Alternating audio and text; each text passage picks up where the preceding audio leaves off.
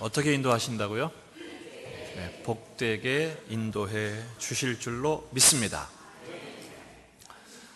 시대마다 추구하는 것이 각각 좀 달라왔습니다. 어떤 때는 이념, 이상이 최고의 가치였고요. 또 어떤 때는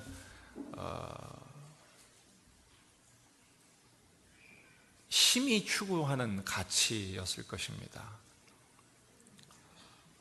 또 시대마다 다른데 요즘에 그 사람들이 가장 중요하게 여기는 것은 재미를 추구하는 시대가 아닌가 그런 생각을 합니다. 그러니까 전에는 막 정의, 무슨 뭐 공의 막 이런 거 외치고 투쟁하면서 그랬었잖아요. 근데 지금은 그런 것보다 더 앞서는 게 뭐냐, 바로 재미라고 생각합니다. 다들 아무리 힘들고 어려워도 자기가 재밌는 일이라면 아까운 게 없지요. 대가 지불하는 것을 결코 아까워하지 않습니다. 심지어는 교회도 재밌는 교회를 찾더라고요. 설교도 재밌는 설교를 찾으신 것 같습니다. 하지만 교회는 그렇게 재밌지는 않습니다. 여러분들이 혹시 재미를 추구한다면 여러분들이 기대하는 재미는 교회에 없는 것 같습니다. 정말 그럴까요? 제가 볼 땐 그렇지 않습니다. 오늘 설교 제목이 뭡니까? 유쾌하게 되는 때. 유쾌하게 되는 때. 오늘 좀 의아하신 분들도 있을 거예요. 오늘 본문에 유쾌하게 되는 때란 말은 없는데, 여러분 19절을 보면 이같이 하면 새롭게 되는 날이 주 앞으로부터 이를 것이요 그랬죠. 새롭게 되는 날, 이게 바로 지금 새로운 번역 이전에 개역 한글 성경에는 유쾌하게 되는 날이라고 번역이 되어 있어요. 저는 그 번역이 더 좋습니다. 그래서 설교 제목을 그 본문에서 따와서 유쾌하게 되는 날로 잡았습니다. 하지만 번역의 의미는, 이번 번역이 의미는 더 정확합니다. 새롭게 되는 날이 맞습니다. 그러나 이 말이나 그 말이나 같은 이유인 것은, 여러분 막 이렇게 질식당할 것 같다가 막 가슴이 답답하고 그러다가 숨통이 와 하고 쉬어지는 날 있죠. 뭐 이렇게 높은 곳에 가서 그 시야가 탁 트인다든지, 혹은 답답한 게 풀려서 이렇게 숨통이 탁 트이는 그런 걸 경험한 적이 있다면 그게 바로 유쾌한 날이죠. 새롭게 되는 시간인 것입니다. 오늘 말씀의 배경은 오순절 성령을 경험하고 나서 첫 번째 기적이 나타났죠. 그게 뭡니까? 나면서부터 단 한 번도 걸어본 적이 없는, 뒤에 보면 한 40년쯤 장애인으로 살았던 거린이 하나 있었는데, 성전 문 앞에서 평생 구걸하다가 그날은 특별히 베드로와 요한을 만난 거죠. 그때도 여전히 이 거린은 구걸을 했습니다. 동정을 구했죠. 하지만 베드로와 요한은 뭐라고 그럽니까? 은과 금은 내게 없다. 그 대신 뭐가 있다? 나사렛 예수 그리스도의 이름으로 일어나 걸어라. 손을 잡아 뻘떡 일으키니까 한 번도 걸어본 적이 없는 사람이 발과 발목에 힘을 얻고 다리가 튼튼해져서 벌떡 일어나 걷기도 하고 뛰기도 하고 찬양을 하는 기적이 일어난 거죠. 그러니까 사람들이 놀래가지고 성경을 보면 모든 사람들이 다 몰려든 거예요. 도대체 무슨 일이야? 사람들이 막 모이게 되니까 뭔지도 모르고 모이는 거 아닙니까?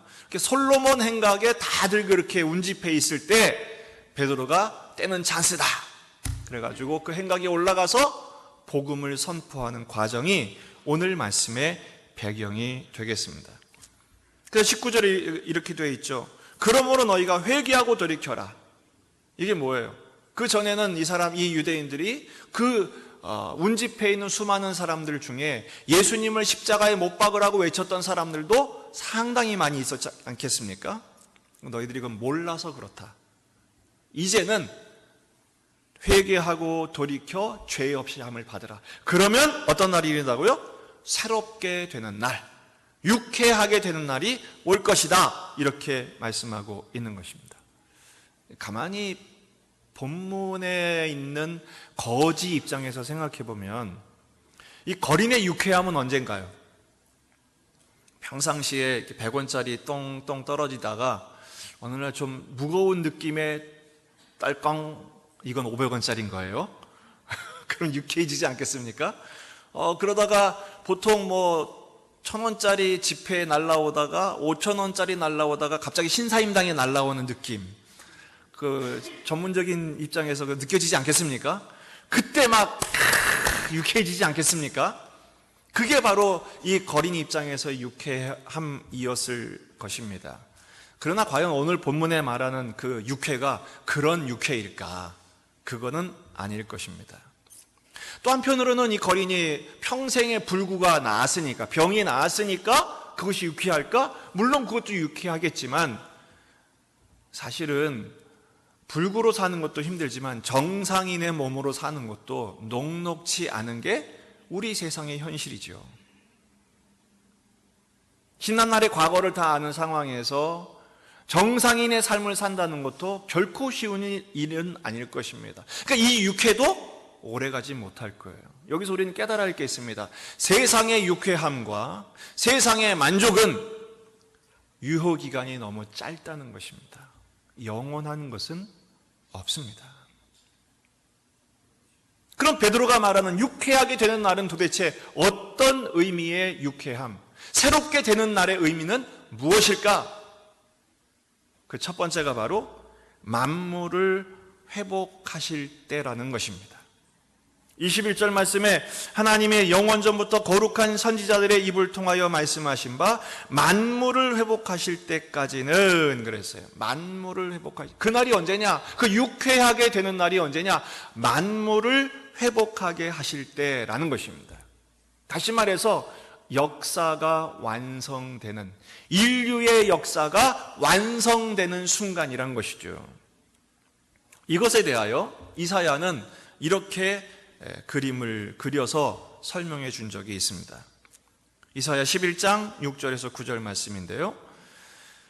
그때 이리가 어린 양과 함께 살며 표범이 어린 염소와 함께 누우며 송아지와 어린 사자와 살찐 짐승이 함께 있어 사자들이 어린 양과 뛰놀며, 기억나시죠?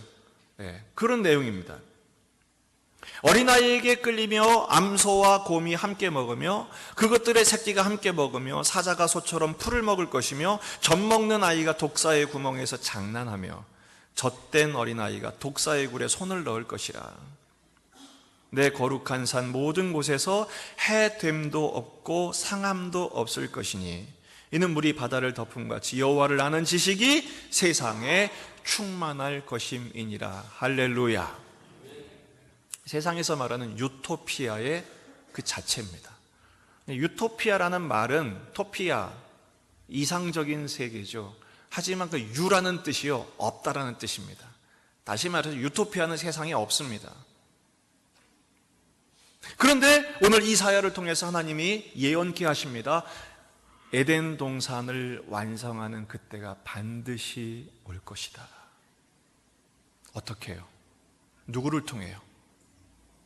한 싹이 날 것이고 한 가지가 날 것인데 그가 누구예요? 예수 그리스도. 할렐루야. 예수님의 첫 번째 오심을 통해서 그 역사적인 사건이 시작되었다는 것입니다. 더 놀라운 것은 그 예수님이 성탄하셔서 오신 성육신으로 말미암아 그 놀라운 역사가 시작된 것으로 멈추는 것이 아니라 이제는 완성될 때가 올 것이다. 그때가 언제냐? 예수님이 다시 오실 때입니다. 그래서 19절에 말하는 새롭게 되는 말이 21절에 만물을 회복하실 때라고 말합니다. 20절에서는 너희를 위하여 예정하신 그리스도 곧 예수를 보내실 때라고 합니다. 그때가 언제냐? 바로 재림. 그러니까 우리 예수중앙교회 다니는 분들은 헬라어 한두 가지는 좀 해보시는 게 좋습니다. 재림을 전문 용어로, 원어로 한번 따라하십시다. 파루시아. 예, 파루시아가 재림, 강림, 다시 오심, 그런 뜻입니다. 그러니까 오늘 여러분들 공부한 거예요. 그래가지고 다른 니들 파루시아가 뭔지 알아? 딱 그렇게 물어보십시오. 예수님은 다시 오십니다. 그 예수님이 다시 오시는 순간 이사야서에 보여주셨던 예언되었던 그 세계가 펼쳐지게 될 것입니다. 할렐루야. 별로 감동이 없으십니다. 그만큼 우리 기대가 그래서 어땠단 말이냐, 어쩌란 말이냐 이럴 수도 있어요. 왜? 우리 모든 관심이 어디 있어요? 이 땅에 놓여져 있기 때문에 그렇습니다. 여러분, 알든 모르든 원하든 원치 않든 주님은 다시 오십니다. 그리고 그 주님의 다시 오심은 성경에 기록되어 있습니다. 데살로니가전서 4장 16절 17절입니다. 주께서 호령과 천사장의 소리와 하나님의 나팔 소리로 친히 하늘로부터 강림하시리니, 파루시아 강림하시리니, 그리스도 안에서 죽은 자들이 먼저 일어나고 그 후에 우리 살아남은 자들도 그들과 함께 구름 속으로 끌어올려 공중에서 주를 영접하게 하시리니, 그리하여 우리가 항상 주와 함께 있으리라. 할렐루야. 항상 주와 함께 있으리라. 그 항상 주와 함께 있는 모습이 어떤 모습이냐? 계시록 21장 3절에서 4절 같이 한번 읽어봅시다. 시작. 내가 들으니 보좌에서 큰 음성이 나서 이르되, 보라, 하나님의 장막이 사람들과 함께 있음에 하나님이 그들과 함께 계시리니, 그들은 하나님의 백성이 되고 하나님은 친히 그들과 함께 계셔서 모든 눈물을 그 눈에서 닦아주시니, 다시는 사망이 없고 애통하는 것이나 곡하는 것이나 아픈 것이 다시 있지 아니하리니 처음 것들이 다 지나갔음이러라. 할렐루야. 주님이 다시 오실 그때 이 땅에서 해됨도 없고 상함도 없고, 이건 뭐예요? 이 땅에 우리가 해대는 게 얼마나 많아요. 독사의 굴에 손을 넣어 보십시오. 지금 넣어 보세요. 100% 물립니다. 지금 하면 안 됩니다. 지금은 슬픔, 고통, 아픔 우리가 다 겪어야 합니다. 예수 믿는다고 절대 피해가지 않습니다. 오히려 더울 수도 있습니다. 그런데 바로 그 만물이 회복되는 때, 예수님이 다시 올 때 그 모든 것들이 처음 것들이 지나가는 것처럼, 해대민도 없고 상함도 없는 것처럼 사망이나 애통이나 곡하는 것, 아픈 것이 다시 있지 아니하리니. 왜 그렇습니까? 다시 오신 예수님께서 우리의 눈에서 모든 눈물을 닦아 주실 것이기 때문인 줄로 믿습니다. 지금 우리는 사도행전 3장에서 사도행전 전체 중에 첫 번째 기적을 지금 묵상하고 있습니다. 이 첫 번째 기적의 의미가 뭘까요? 성령 충만하니까 병이 낫대. 그 정도가 아닙니다. 예수님이 오셔서 우리를 위한 구원의 사역을 십자가에서 완성하신 후에 이 역사가 지금도 진행되고 있으며 완성되는 그때를 향하여 진행되고 있다. 하나님의 역사는 지금도 지속되고 있다는 것을 보여주는 첫 번째 증거로 병자가 고침을 받는 역사를 보여주신 것입니다. 이 말은 무엇을 말합니까? 병 고침을 받은 사람은 이 사람 한 사람이지만, 대표로 받은 거지만, 그 자리에 그 수많은 사람, 온 백성이 모였다고 그랬어요. 최소한 나중에 이 일로 인해서 예수 믿고 세례받은 사람이 남자만 5천 명이니까요. 좋기 수만 명이 하나님 나라의 역사에 참여하며 파루시아, 예수님의 다시 오심, 그 유쾌하게 되는 날을 소망하는 존재로 바뀌게 되었다는 것을 선포하고 있는 것입니다.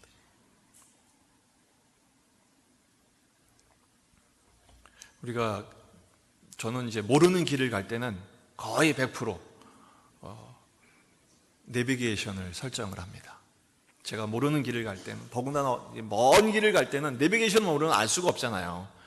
그래서 내비게이션을 설정하고 목적지를 딱 설정하고 딱 클릭을 하면 어떻게 됩니까? 띵동 하면서 목적지가 설정되었습니다. 지금 운행을 시작합니다. 딱 이렇게 나옵니다. 그럼 어떻게 돼요? 우리는 따라가면 되는 것입니다. 여러분, 그런데 목적지를 잘 설정해야 됩니다.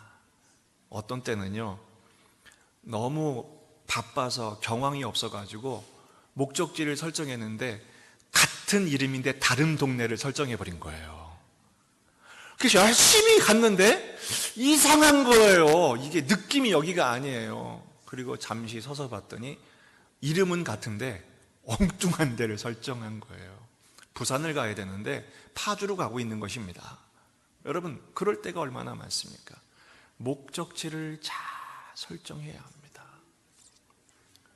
우리는 지금 목적지를 어디에 두고 있습니까? 이 땅에만 두고 있지 않습니까? 이 땅의 성공, 이 땅의 대박, 이 땅에서 잘 되는 것, 병 낫는 것, 이 땅에서 우리가 원하는 것 아무리 설정하고 실제로 거기에 도착할지언정 그것은 순식간에 도착했다는 만족은 순식간이요, 오히려 그만큼의 더 큰 공허와 후회만 남게 될 것입니다. 어디로 설정하셔야 돼요? 우리의 최종 목적지는 저 하나님 나라, 하나님이 약속하신 그 나라, 주님이 다시 오실 때 우리에게 약속하신 그 나라를 향하여 목적을 다시 설정하시고 하늘을 바라보며 우리 주님께서 그곳을 향하여 오늘도 우리를 붙드시고 이끄시고 계심을 믿으시기를 주의 이름으로 축원합니다. 언제 상쾌해집니까? 여러분, 우리는 부활의 몸으로 변화될 때 상쾌해질 줄로 믿습니다. 하나님의 약속하신 상급을 받을 때 유쾌하게 될 것입니다. 비록 이 땅을 살면서 우리는 고난을, 눈물을 계속 그런 현실을 피할 수 없지만 저 세상에서 하나님 모르는 사람들이 더 잘되고 더 잘 먹고 잘 살고 그렇게 살고 있지만 하나님이 그들을 심판하실 때 통쾌할 줄로 믿습니다. 이상하다. 왜 여기서 이렇게 흥분을 하는지. 육회, 상쾌, 통쾌는 여기다 쓰는 거예요. 딴 데 쓰는 게 아니에요. 속도보다 중요한 게 뭐라고요? 방향입니다. 우리의 방향이 제대로 설정되어 있다면, 하늘을 향하여 설정되어 있다면 좀 늦어도 괜찮습니다. 어떤 사람들은 100m 달리기 하듯이 죽어라 달리는 분들이 계신데 방향이 잘못되면 낭떠러지로 떨어질 뿐입니다. 비록 우리는 마라톤을 뛰는 것처럼, 요즘 마라톤은 워낙 빨라가지고 좀 그렇긴 합니다만 좀 늦어도 괜찮습니다. 우리의 목적은 주님 다시 오시는 그날, 주님이 약속하신 그곳에 설정되어 있기에 나는 늦는 것 같으나 주님은 결코 늦지 않으시며, 나는 비록 더딘 것 같으나 주님의 시간표에 맞춰 우리 인생을 실패 없이 인도하실 줄로 믿습니다. 그게 바로 새롭게 되는 날, 저 멀리 죽어서나 주님을 만날 때 유쾌해야 되는 것이 아니라 그 확신을 갖고 오늘 믿음의 걸음을 걷는 그 순간이 유쾌하게 되는 순간인 줄로 믿습니다. 이 기쁨을 누리시기를 주의 이름으로 축원합니다. 두 번째, 그날은 어떤 날이냐? 바로 세상의 가치가 끝나는 날이라는 것입니다. 세상의 가치가 뭐죠? 뭐니 해도 돈입니다. 돈, 힘, 명예, 잘 먹고 잘 사는 거, 사실은 우리의 모든 관심이 다 거기에 쏠려 있습니다. 얼마나 재밌게 살까? 얼마나 즐겁게 살까? 그래서 이 주일날 들로산으로 메뚜기처럼 뛰어다니는 사람들이 얼마나 많습니까? 하지만 우리는 왜 이 자리에 와 있습니까? 이 세상 가치가 전부가 아님을 알기에 하늘의 가치를 붙들며 그 하나님을 만나기 위해 이 자리에 앉아 있는 줄로 믿습니다. 지혜로운 선택을 하신 것입니다. 위대한 선택을 하신 것입니다. 우리가 지금 3장을 보고 있는데 오늘이 사도행전 20번째 시간입니다. 벌써 한참 맞죠? 우리 이미 1장에서 한순간을 살펴보았습니다. 예수님께서 승천하시기 직전에 제자들이 지금 승천하시기 직전입니다. 이 세상 모든 사역을 마치시고 하늘로 올라가셔야 되는데 제자들이 그때 물어본 게 뭡니까? 주여, 이스라엘의 회복이 어느 때입니까? 지금입니까? 이렇게 물어보는 거예요. 그렇게 제자 훈련하셨는데, 그렇게 십자가에서 보여주셨는데, 그렇게 부활의 모습을 보여주셨는데 제자들은 아직도 정신을 못 차린 거예요. 그들의 관심은 아직도 이 땅에 머물러 있는 거예요. 주님 뭐라고 말씀하십니까? 그건 너희가 알 바가 아니다.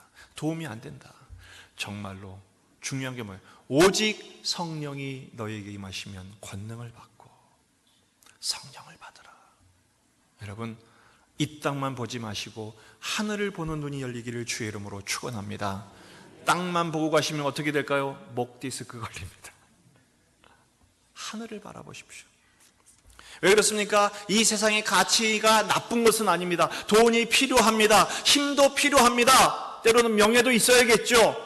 명예로운 존재로 살아가야 되겠죠. 하지만 이 세상의 가치는 우리에게 생명을 주지를 못합니다. 여러분, 이 거지도요 40년 살았어요. 비록 거린이였지만 그 성전 미문, 거린의 세계에서는 거기가 명당 자리거든요. 얼마나 많이 벌었을까요? 평생 번 거 생각하면 결코 적지 않았을 것입니다. 그래도 거지입니다. 삭개오를 보십시오.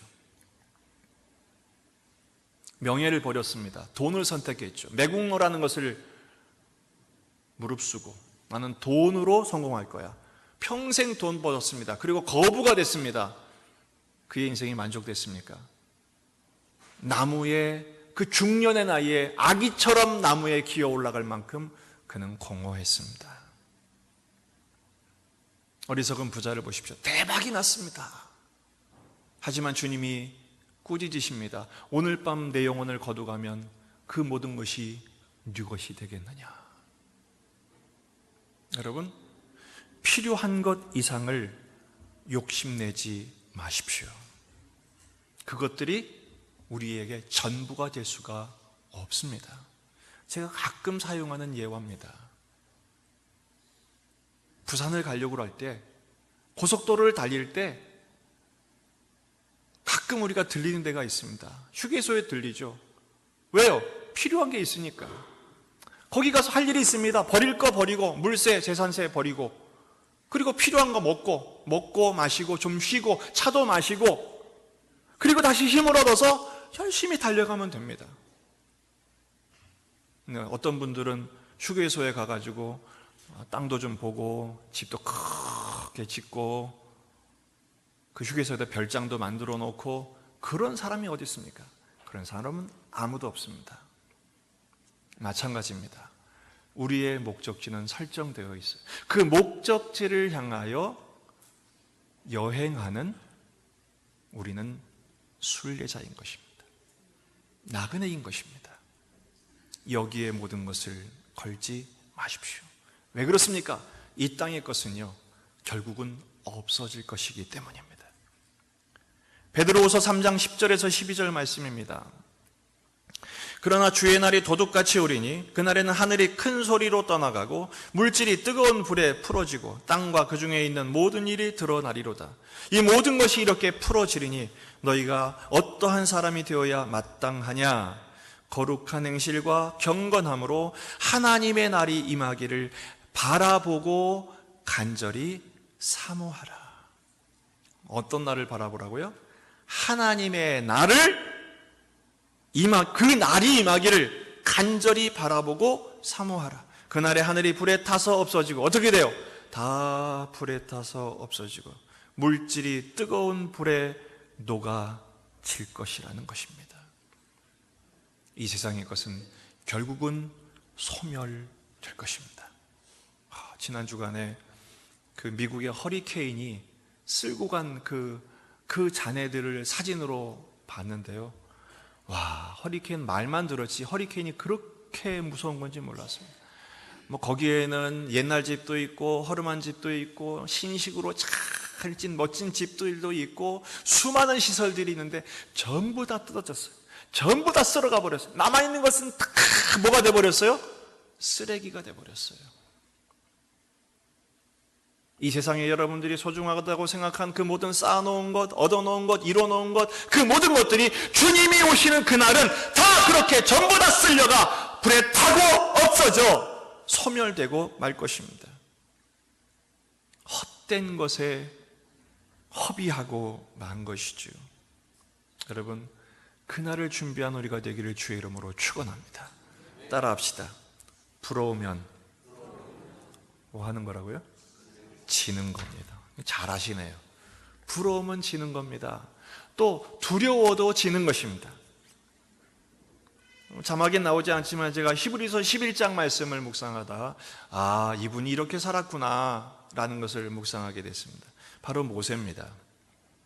히브리서 11장 24절, 믿음으로 모세는 장성하여 바로의 공주의 아들이라 칭함받기를 거절하고 도리어 하나님의 백성과 함께 고난받기를 잠시 죄악의 낙을 누리는 것보다 더 좋아하고 그리스도를 위하여 받는 수모를 애굽의 모든 보화보다 더 큰 재물로 여겼으니 이는 상 주심을 바라봄이라. 목적지를 제대로 설정한 것이죠. 그리고 놀라운 것은 그 목적지를 정해놓고 내가 달려가는 것이 아니라 그 목적지를 정하게 하신 주님이 우리 삶을 예수 그리스도께 묶어 붙들어 우리를 이끌고 가고 계심을 믿으시기를 바랍니다. 따라합시다. 붙들린 인생. 할렐루야. 여러분, 그 주님께 붙들려 이끌려 가는 것을 감사하십시다. 우리 상태가 좋을 때도 있지만 좋지 않을 때도 있습니다. 지난 한 주간 우리의 삶이 믿음의 어떤 본을 보이면서 제가 하루에 1시간이라도 주님을 만나고 동행하십시다. 이거 지키기 위해서 애를 써서 일주일 내내 성공하신 분도 있습니다. 하지만 그렇게 하긴 해야지 단 한 번도 못 하신 분이 있을 겁니다. 그럼 그분은 실패한 인생일까요? 걱정하지 마십시오. 그거 못해도 주님이 이끌어 가십니다. 단지 질질 끌려갈 뿐이지요. 끌려간들 어떻습니까? 끌려가도 갈 수만 있으면 되는 거지. 그렇지 않습니까? 그런데 그러다 보니 이제 내가 주님께 붙들렸구나 그거 깨닫고 끌려가다가 이제는 일어서서 걸어가고 따라가고 같이 뛰어가고 주님과 같이 보폭을 해서 열심히 뛰어가는 존재가 되면 그건 더 좋은 것이지요. 여러분, 주님은 지금도 우리를 붙들고 계십니다. 유쾌하게 되는 나를 보게 하시기 위하여 그 주님께서 우리를 인도하고 계심을 주의 이름으로 축원합니다. 믿으시기를 바랍니다. 오늘 말씀의 결론입니다. 그러므로 회개하고 돌이키라는 것입니다. 이같이 하면 어떻게 해요? 회개하고 돌이켜 죄사함을 받으라는 것입니다. 회개가 뭘까요? 그저 회개 그러면 지난 한 주간에 지은 죄들이 생각이 날 것입니다. 그래서 우리는 자꾸 기도할 때마다 그런 기도하게 됩니다. 하나님, 이번 주도 또 엉망으로 살았습니다. 또 주님을 떠나 살았습니다. 주님 뜻대로 못 살았습니다. 회개하라고 그러면 그것에다가 시간 다 가버려요. 회개는 그게 아닙니다. 회개는 정확하게 말하면 원래 뜻은 돌이키는 것입니다. 따라합시다. 돌이키자. 돌이키라. 돌이키는 것. 어떻게 돌이키는 것이냐? 요한복음 14장 1절에서 3절 말씀을 보면요, 주님이 이런 말씀을 하십니다. 너희는 마음에 근심하지 말라. 그러니까 지금 제자들이 근심하고 있었어요. 왜? 13장에서 예수님이 청천벽력 같은 일들을 보이셨거든요. 얘들아, 이제 내가 잡힐 거다, 죽을 거다, 이런 말 하니까 제자들이 이 예수님만 잘 따라오면은 새로운 날이 오고 새로운 나라가 시작되고 거기서 한 자리 할 줄 알았는데, 그 예수님이 성찬신 하기 직전까지도 한판 싸웠거든요. 지들끼리 자기들이 우의정 자의정 그러니까 그럼 나는 무슨 호구냐 이러면서 서로 싸우고 그랬단 말이에요. 근데 예수님이 나는 죽는다, 나는 잡힌다, 떠난다, 그리고 베드로 너는 나를 부인할 거야, 그리고 만찬을 베푸시고 막 이러니까 제자들이 지금 막 만감이 교차하는 거예요. 이제 예수님 죽으면 우리는 어떻게 되냐. 그때 예수님 말씀하십니다. 너희는 마음에 근심하지 말아라. 하나님을 믿으니 또 나를 믿으라. 내 아버지 집에 거할 것이 많도다. 그렇지 않으면 너희에게 일렀으리라. 내가 너희를 위하여 거처를 예비하러 가노니 가서 너희를 위하여 거처를 예비하면 내가 다시 와서 너희를 내게로 영접하여 나 있는 곳에 너희도 있게 하리라. 내가 어디로 가는지 그 길을 너희가 아느니라. 내가 다시 와서, 이 재림을 뭐라고 한다고요? 파루시아. 내가 다시 와서. 예수님이 지금 다시 오시기 위해서 지금도 예수님은 뭐 하고 있는 거예요? 일하고 계시는 거예요. 어떤 일? 거처를 예비하신답니다. 저같이 이 땅에 집 한 칸도 없는 사람들은 이 말이 얼마나 위로가 되는지 몰라요. 내 집은 준비되어 있어요. 할렐루야. 그 옆 동네에 그 허허 발판이었고 잡초 투성이었는데 여기 막 집을 짓는 거 보면서 전 그런 생각을 합니다. 아, 하늘에 내 집이 지어지고 있겠지. 할렐루야. 별로 감동이 없으십니다. 거기가 더 큰, 지금 집이 더 크신지 모르겠는데, 여러분 지금 우주가요 멈춰 있을까요? 팽창하고 있을까요? 현재 우주의 전체 크기는 팽창하고 있답니다. 이거 천문학자들의 이야기입니다. 어느 정도로 팽창하고 있냐? 빛의 속도로 팽창하고 있답니다. 우주가 그만큼 커지고 있는 거예요. 얼만큼? 빛의 속도로. 상상할 수 없는 것이죠. 왜 커지고 있을까?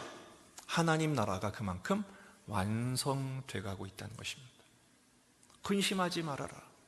이 땅에서 걱정, 근심, 염려, 슬퍼하지 말아라. 내가 거처를 예비하러 간다. 유쾌하게 되는 나를 위하여 준비하러 간다. 주님 말씀하신 거예요. 그 뒤에 말씀이 중요하죠. 나 있는 곳에 너희도 있게 하리니 내가 어디로 가든지 그 길을 너희가 아느니라.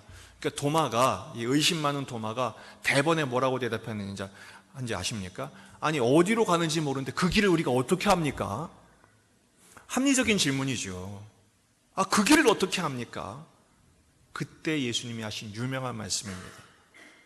요한복음 14장 6절 말씀 같이 한번 읽어보십시다. 시작. 예수께서 이르시되 내가 곧 길이요 진리요 생명이니 나로 말미암지 않고는 아버지께로 올 자가 없느니라. 할렐루야.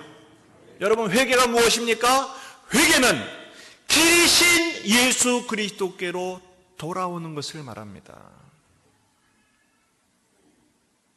이미 우리는 예수 그리스도를 믿는 순간 우리의 죄사함은 받았습니다. 과거의 죄, 현재의 죄, 미래의 죄까지도 모든 죄사함을 받아 의롭다 칭함을 받았습니다. 그러므로 오늘 우리가 또 여전히 죄를 짓게 될 것입니다. 거짓말도 하고 잘못된 삶을 살고 그것 때문에 또 잘못했습니다. 그거 세고 있지 마시고 혹시 길을 이탈했다면 다시 돌아오면 됩니다. 예수께로 돌아오시란 것입니다. 내비게이션을 운행하다 보면 바쁠 때는요, 너무 마음이 바쁘거나 딴 데 잠깐 딴 생각하다 보면 내비게이션이 설정한 대로 가지 않고 엉뚱한 대로 그냥 빠지는 경우가 있어요. 저도 종종 그런 실수를 합니다. 꽤 제가 지도를 잘 보거든요. 그런데도 가끔 실수를 합니다. 그때마다 내비게이션이 땡땡땡 경고를 줍니다. 그리고 그 다음으로 하는 말이 있습니다. 경로를 다시 설정합니다. 여러분 걱정하지 마십시오. 성령께서 우리에게 땡땡땡 경고하십니다. 그리고 경로를 다시 설정하여 우리의 원길이신 예수께로 인도해 주십니다. 그 예수께로 여러분의 운전대를 틀어 바꾸십시오. 방향을 바꾸십시오. 집 나간 탕자가 다시 돌아오게 한 것처럼 우리 주님께서 주께로 다시 돌아오도록 우리를 이끌어 주실 줄로 믿습니다. 진정한 회개가 무엇입니까? 예수 그리스도께로 돌아오는 것입니다. 주님께 붙들린 인생임을 믿고 주께로 돌아오는 것입니다. 비록 오늘의 슬픔과 아픔과 고통이 계속된다 할지라도 그 믿음을 갖고 오늘의 삶을 사십시오. 주님이 다시 오신다고 그러니까요, 이럴 때마다 이단들이 나타나가지고 어떡하냐면 다 팔아가지고 산속으로 들어가고 다 팔아가지고 뭐 자기들이 세상 짓고, 주님 오시는데 그거 다 모아가지고 뭐 할 거예요 도대체? 진정한 재림신앙, 진정한 종말신앙은 뭐예요? 우리가 예수께 붙들린 인생임을 믿고 그 믿음으로 오늘의 삶을 기쁘게 사는 것입니다. 담대하게 살아가는 것입니다. 비록 쓰러지고 넘어지고 자빠지는 일이 있다 할지라도, 고통이 떠나지 않고 슬픔이 여전히 계속되지만, 그럼에도 불구하고 우리 인생이 누구께 붙들렸다? 주님께 붙들렸음을 믿고 주님께 나아가는 것입니다. 오늘 일부 예배 때 참 놀라운 기도를 하시는 걸 들었어요. 김모 집사님, 이름을 꼭 현우라고 말하진 않겠습니다만, 주님, 지난 한 주간도 또 주님의 뜻대로 못 살았습니다. 저는 또 예전처럼 못 살았으니까 잘못했습니다, 회개하겠습니다, 그럴까 그랬더니 그렇게 하지 않더라고요. 그런데도 주님이 나를 붙드셔서 버텼습니다. 살았습니다. 감사합니다. 와, 깜짝 놀랐어요. 그게 회개입니다. 이번 한 주간 여러분 또 넘어질 것입니다. 주님의 뜻대로 살겠다고 다짐할 것입니다. 하지만 해보십시오. 애쓸수록 안 돼요. 그렇다고 낙심하지 마십시오. 왜? 따라합시다. 그래도 나는 붙들린 인생이니까. 아멘입니까? 그게 믿음입니다. 그리고 주님이 끌어오실 것입니다. 붙들리게 하실 것입니다. 단지 부탁드립니다. 끌려오지 마시고 제 발로 왔으면 좋겠습니다. 이번 한 주간을 그렇게 믿음으로 걸어가십시오. 담대하게 살아가십시오. 주님께서 먼 미래의 유쾌함이 아니라 오늘의 그 미래의 유쾌함의 기쁨을 오늘 미리 인출하여 오늘을 살아가는 힘으로 붙들어 주실 것입니다. 이 믿음 안에 승리하는 우리 모두가 되기를 주의 이름으로 축원합니다. 기도하시겠습니다.